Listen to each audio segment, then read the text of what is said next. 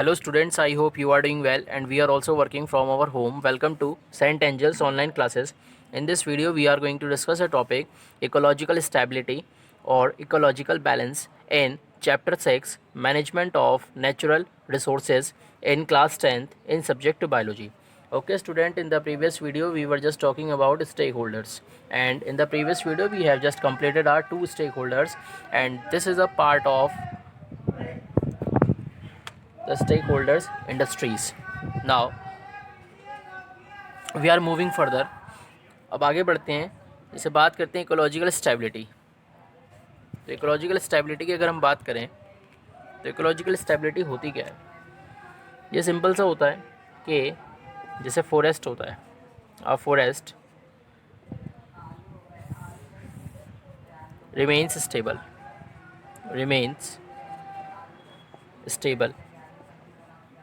And self sustained only if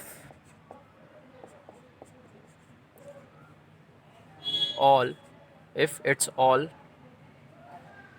biodiversity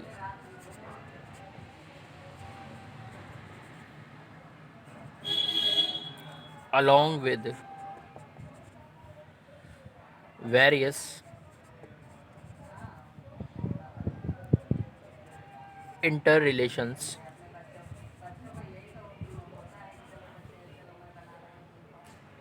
and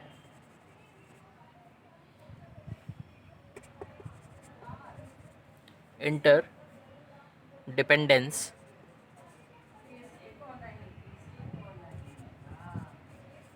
are kept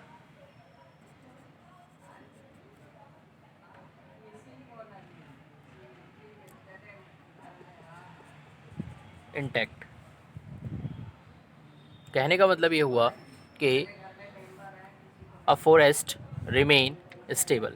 जो forest होता है वो स्टेबल होता है एंड सेल्फ सस्टेन्ड. और कैसा होता है? सेल्फ सस्टेन्ड होता है. सेल्फ सस्टेन्ड मीन्स क्या होता है कि फॉरेस्ट में जो भी आपकी बायोडाइवर्सिटी प्रेजेंट होती है, बायोडाइवर्सिटी मीन्स यानी कि उसमें क्या होते हैं, आपके ग्रीन प्लांट्स प्रेजेंट होते हैं, छोटे छोटे प्लांट्स भी प्रेजेंट होते हैं, बड़े बड़े ट्रीज़ प्रेजेंट होते हैं, हर्ब्स प्रेजेंट होती हैं, शर्ब्स प्रेजेंट होती हैं.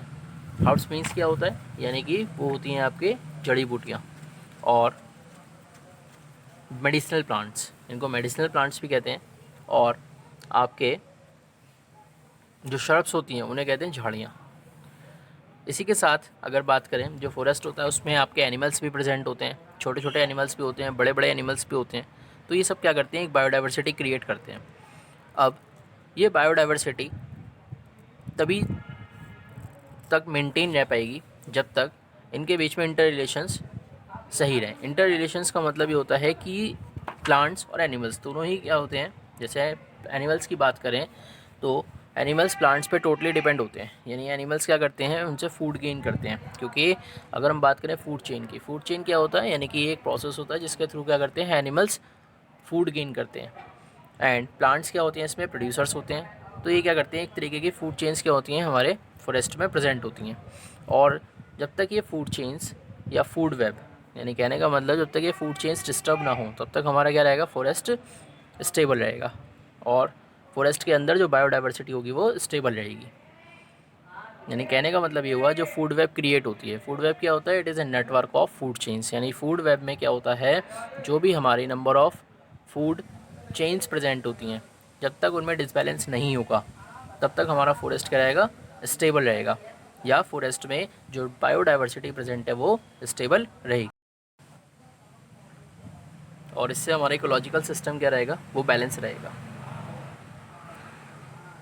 And a disturbance in the web of relationship, यानी अगर फूड वेब में डिस्टर्बेंस होता है then it bring about imbalance. यानी कहने का मतलब फिर क्या होता है, इसमें डिस्टर्बेंस क्रिएट होता है और इकोसिस्टम में इम्बैलेंस क्रिएट होता है. That leads to slow degeneration of the ecosystem, जिसकी वजह से क्या होता है, जो इकोसिस्टम होता है वो डीजनरेट हो जाता है.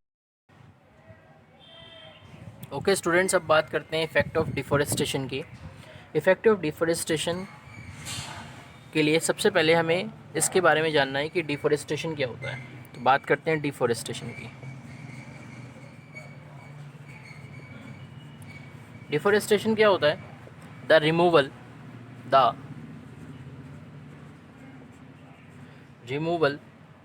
Decrease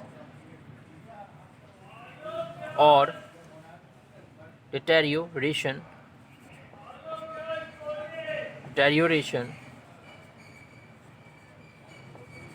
of the forest cover of an area is called deforestation.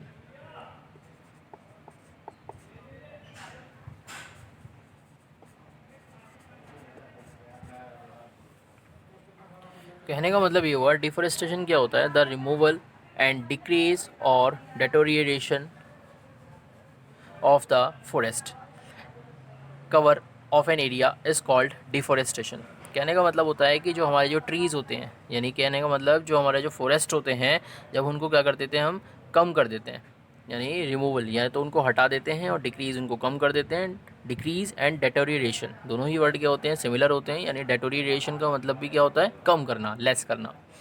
कहने का मतलब द रिमूवल एंड डिक्रीज़ या deterioration of the forest cover of an area, यानी अगर एक एरिया को फॉरेस्ट कवर करते हैं और जब हम उस एरिया को कम कर देते हैं, यानी कहने का मतलब जब हम फॉरेस्ट को कम करते हैं या डिक्रीज़ करते हैं या रिमूव करते हैं, that is called deforestation.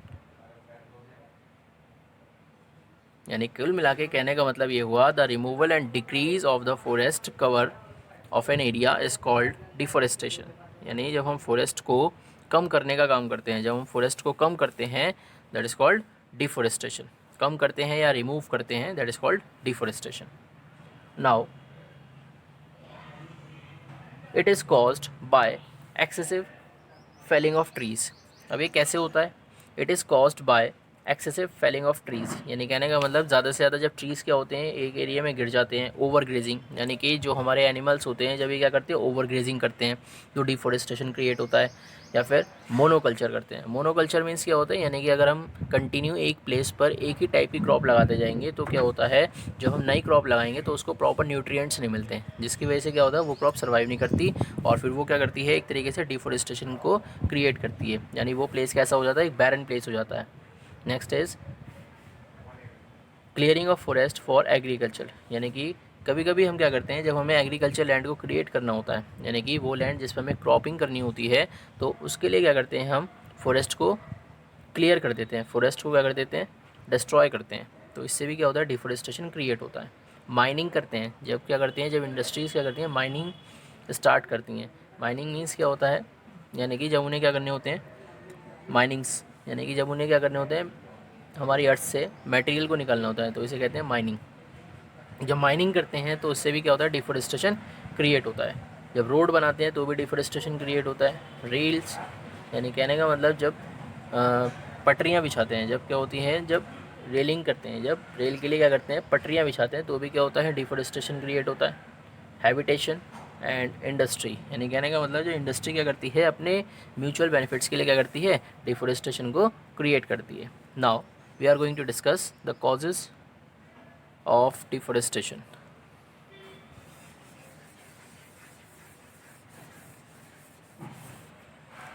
The causes of deforestation means the first is soil erosion. Soil erosion.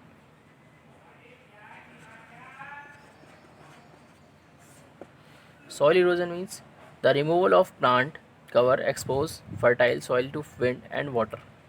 The latter remove the top soil and make the area infertile. कहने का मतलब ये हुआ, सॉइल इरोजन में होता क्या है, यानी कि जो सॉइल होती है वो विंड और वाटर के थ्रू क्या होती है, एक प्लेस से दूसरे प्लेस पर चली जाती है। इसलिए जो सॉइल की जो ऊपर वाली जो लेयर होती है उसे कहते हैं टॉप सॉइल। जो सॉइल की सबसे टॉप की जो लेयर होती है उसे कहते हैं टॉप सॉइल। और टॉप सॉइल में क्या होता है, ह्यूमस प्रेजेंट होता है। और टॉप सॉइल में क्या होता है, ह्यूमस प्रेजेंट होता है। और ह्यूमस क्या होता है, ह्यूमस एक इम्पॉर्टेंट मटेरियल होता है प्लांट्स के लिए, यानी प्लांट्स को क्या मिलता है, इससे न्यूट्रिएंट्स मिलते हैं। और जब विंड या वाटर क्या करते हैं, टॉप सॉइल को रिमूव कर देते हैं, तो कहने का मतलब जो प्लांट्स हैं उनको फिर न्यूट्रिएंट नहीं मिल पाता और प्लांट्स की क्या होती है, डेथ होना स्टार्ट हो जाती है। तो कहने का मतलब ये हुआ जब डिफोरेस्टेशन होता है। डिफोरेस्टेशन मीन्स कहने का मतलब जो ट्रीज़ होते हैं, जो छोटे छोटे प्लांट्स होते हैं, उनकी जो रूट्स होती हैं वो क्या करती हैं, सॉइल को होल्ड करके रखती हैं। लेकिन जब डिफोरेस्टेशन होता है, यानी जब ट्रीज़ को या प्लांट्स को कट करा जाता है, तो सॉइल इरोजन ज़्यादा होता है। सॉइल इरोजन ज़्यादा होने का मतलब ये होता है फिर विंड एंड वाटर क्या करते हैं, ईजिली सॉइल को वन प्लेस से दूसरे प्लेस पर क्या करते हैं, लेकर चले जाते हैं, एंड जिससे क्या होता है, सॉइल इरोजन क्रिएट होता है। नाउ बात करते हैं डेजर्टिफिकेशन मीन्स क्या होता है, यानी रिमूवल ऑफ फॉरेस्ट। यानी फॉरेस्ट को क्या करते हैं, हम रिमूव करते हैं and make the area dry, और एरिया को क्या कर देते हैं, ड्राई कर देते हैं। यानी कि जो एरिया होता है वो कैसा होता है, सूखा पड़ जाता है, उसे कहते हैं डेजर्टिफिकेशन। एंड जब हॉट सीज़न आता है तो जो सॉइल होती है वो लूज़ हो जाती है, यानी जो सॉइल पार्टिकल्स होते हैं वो लूज़ हो जाते हैं, और एयर क्या करती है, take away the soil particles living behind sand. कहने का मतलब जो एयर होती है वो क्या करती है, ये लूज़ पार्टिकल्स को अपने साथ लेकर चली जाती है, और उसके पीछे क्या बच जाता है, सिर्फ सैंड छोड़ जाती है। तो कहने का मतलब वो एक तरीके से क्या क्रिएट करती है, डेजर्टिफिकेशन को बढ़ाती है, या डेजर्ट एरिया को क्या करती है, क्रिएट करने का काम करती है। Next is floods.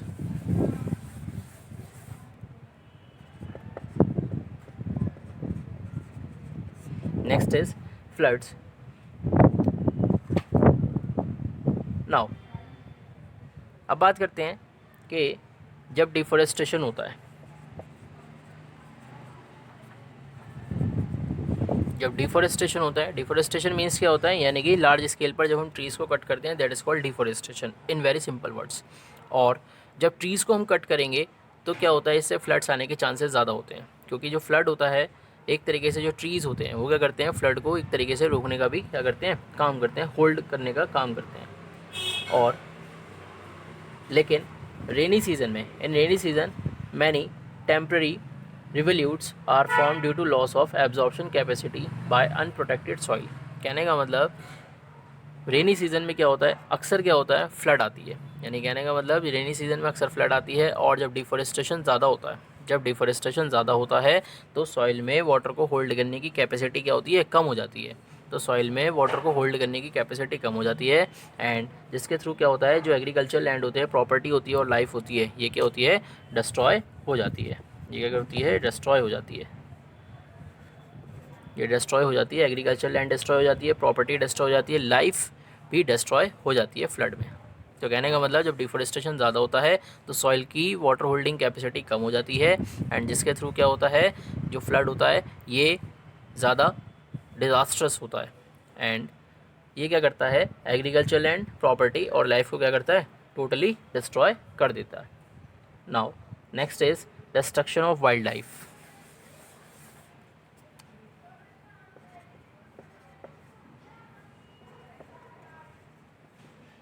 Destruction of wild life.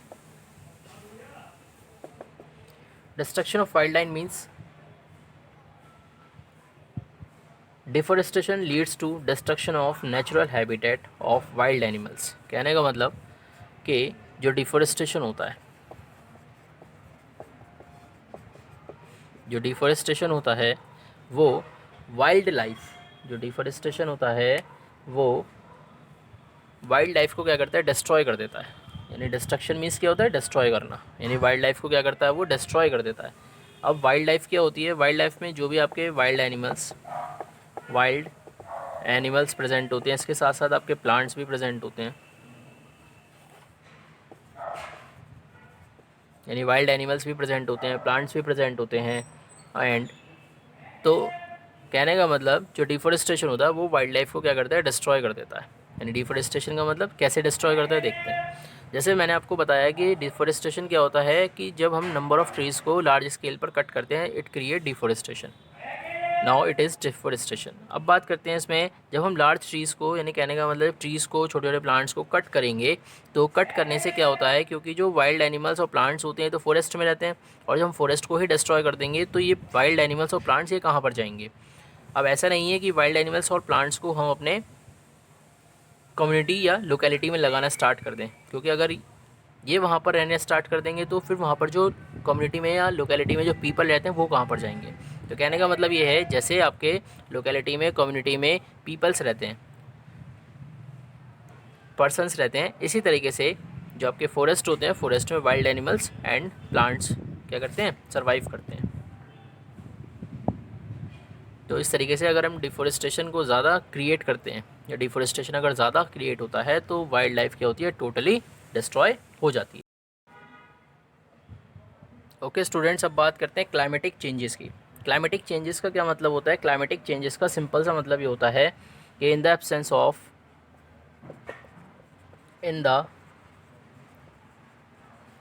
Of forest, यानी फॉरेस्ट के एब्सेंस में जो समर होता है,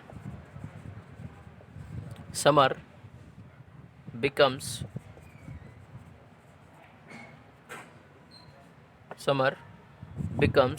hotter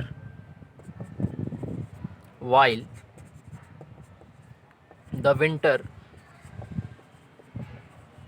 become extra cool,